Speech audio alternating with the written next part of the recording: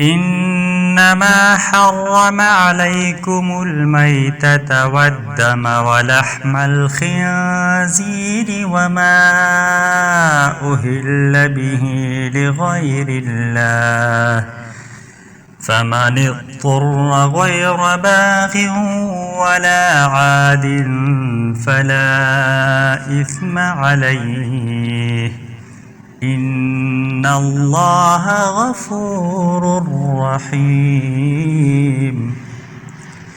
إن الذين يكتمون ما أنزل الله من الكتاب ويشترون به ثمنا قليلا أولئك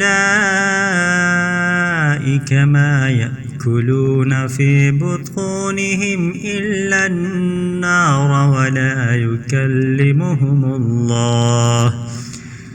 ولا يكلمهم الله يوم القيامة ولا يزكيهم ولهم عذاب أليم.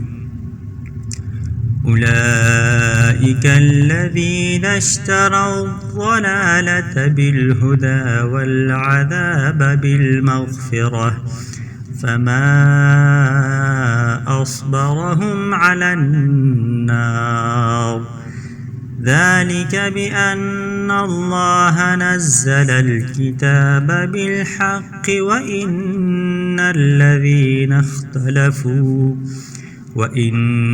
الذين اختلفوا في الكتاب لفي شقاق بعيد.